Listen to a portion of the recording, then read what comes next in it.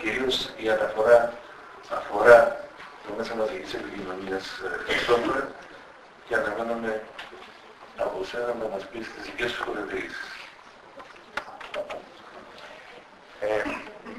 Όχι γιατί διδάσκω, αλλά νομίζω γιατί χρειάζεται να έχουμε κάποια σημεία αναφοράς.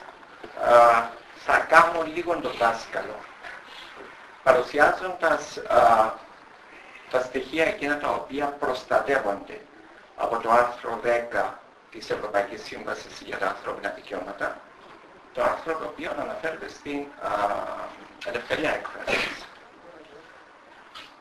Παρόλο που είναι δύο παράγραφοι, εν τούτης, αν πάει κάποιος στις αποφάσεις του Ευρωπαϊκού Δικαστηρίου, όπως επίσης ανθρώπινα δικαιώματα, όπως επίσης και σε αμερικάνικα πανεπιστήμια, αλλά και σε άλλα δικαστήρια ολόκληρο του κόσμου, θα βρει ένα τεράστιο όγκο υλικού, το οποίο αναφέρεται σε αυτά, και έχω όμως την εντύπωση ότι το Ευρωπαϊκό Δικαστήριο Ανθρωπίνων Δικαιωμάτων είναι εκείνο το οποίο έχει δώσει βάθος και ένταση στο θέμα αυτό της ελευθερίας έκφρασης. Και μέσα από τον χρόνο βλέπουμε ότι αυτό το δικαίωμα εξελίσσεται, προσαρμοζόμενο στις ανάγκες και στις αλλαγές που έχουν επέλθει. Λοιπόν, τι προστατεύει? Προστατεύει την ελευθερία να έχει κάποιος άποψη, να δημοσιεύει, να ανταλλάσσει και να διαδίδει την πληροφορίες και ιδέες, να παίρνει πληροφορίες και ιδέες. Υπάρχει επίσης, παρόλο που δεν είναι μέσα στον ορισμό της ελευθερίας έκφρασης μέσα στο συγκεκριμένο άρθρο, υπάρχουν η ελευθερία του τύπου, που παίρνει ιδιαίτερο νόημα στα ευρωπαϊκά δεδομένα, και η ελευθερία της ραδιοφωνίας, ραδιόφωνα τηλεόραση. Αν πάμε στην ελευθερία να έχει κάποιος απόψεις, και εδώ είναι πολύ χαρακτηριστικά κάποια στοιχεία για να τα συγκρίνουμε με το τι σημαίνει σε εμάς. Πρώτα απ' όλα, δεν μπορεί να υπάρξει ελευθερία έκφρασης και εγγύηση αν δεν έχεις την ελευθερία να έχεις άποψη. Δεύτερο, και πιο σημαντικό, είναι ότι η ελευθερία να έχεις άποψη, το δικαίωμα να έχεις άποψη, απολαμβάνει σχεδόν απόλυτης προστασίας. Και στο πλαίσιο αυτό, τα κράτη δεν μπορούν να περνούν δογματικά οτιδήποτε στους πολίτες τους.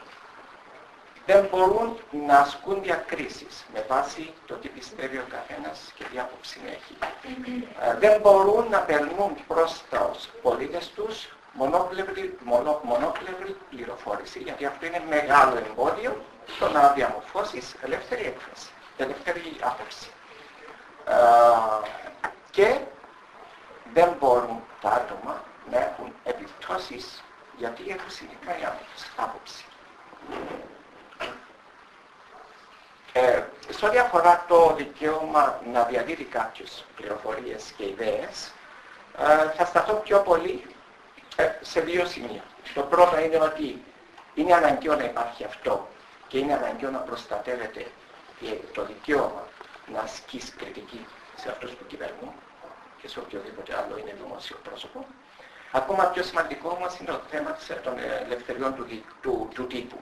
Γιατί το δικαίωμα του τύπου στην ελευθερία έκφρασης έχει δύο διαστάσεις. Η μία είναι το δικαίωμα των ίδιων των λειτουργών του τύπου και των μέσων, αλλά δεν μπορείς αυτό να το ξεχωρίσεις από τα δικαιώματα του ατόμου και της κοινωνίας και των ομάδων να πάρουν πληροφόρηση. Χωρίς μέσα ενημέρωσης πώς θα πάρεις πληροφόρηση. Και δεν μπορούν τα κράτη να παρέμβουν σε αυτό το δικαίωμα. Σημαντικό στοιχείο στο θέμα της ελευθερίας έκφρασης είναι η ανάγκη να υπάρξει σαφής διάκριση μεταξύ γεγονότων και απόψεων. Τα γεγονότα υπόκεινται σε επαλήθευση. Οι απόψεις δεν υπόκεινται σε επαλήθευση και κανένας δεν έχει δικαίωμα, δεν έχει υποχρέωση να αποδείξει την άποψή του. Αυτό είναι ξεκάθαρο.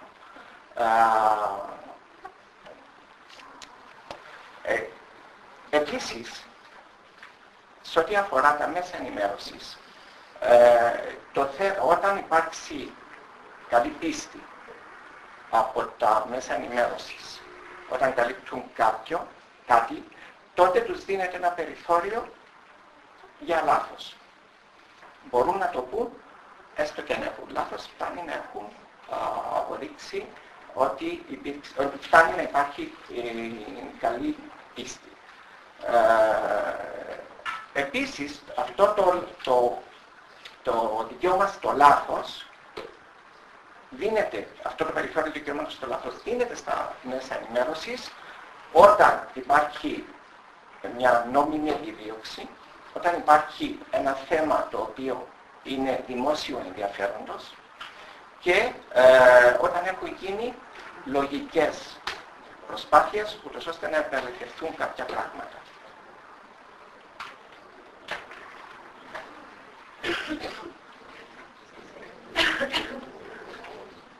Θα περάσω στο τελευταίο κομμάτι των στοιχείων τα οποία προστατεύονται, που φτάνουμε σε εξειδικευμένα θέματα. Το δικαίωμα της ελευθερίας έκφρασης περιλαμβάνει το αρνητικό δικαίωμα, δηλαδή το δικαίωμα να μην πεις την άποψή σου. Προστατεύονται τα δικαιώματα μικρών ομάδων, μειονοτήτων, αλλά ακόμα και το δικαίωμα έστω και ενός ατόμου να έχει διαφορετική άποψη. Και δεν μπορεί κάποιος, είτε είναι βουλευτής είτε οποιοσδήποτε, να επιβάλλει την άποψη του σε αυτόν που έχει διαφορετική άποψη. Μια πολύ σημαντική απόφαση του δικαστηρίου αναφερόταν στην περίπτωση ενός Αυστριακού δημοσιογράφου και σε μια διάνοιξη σε σχέση με τον πρόεδρο της Αυστρίας. Έχει έχει ένα στοιχείο σε αυτή την απόφαση το οποίο είναι πάρα πολύ σημαντικό. Λέει ότι η ελευθερία έκφρασης δεν σχετίζεται μόνο με πράγματα με τα οποία συμφωνά η κοινωνία, είναι καλοδεχούμενα από την κοινωνία κτλ. Χρησιμοποίησε το δικαστήριο 3 λέξεις. Ότι το δικαίωμα, διότι διαφορετικά θα υπήρχε διάλογος, λέει το δικαστήριο. Λέει το δικαίωμα της ελευθερίας έκφρασης καλύπτει επίσης θέματα τα οποία έχουν τη δυνατότητα να προσβάλλουν, να σοκάρουν και να προκαλέσουν ταραχή στην κοινωνία ή στο κράτος. Μόνο τότε μπορείς να μιλάς για προστασία της ελευθερίας έκφρασης. Να μείνουμε και εδώ. Και θα μπορέσω να κάνω τη σύνδεση με όσα πραγματικά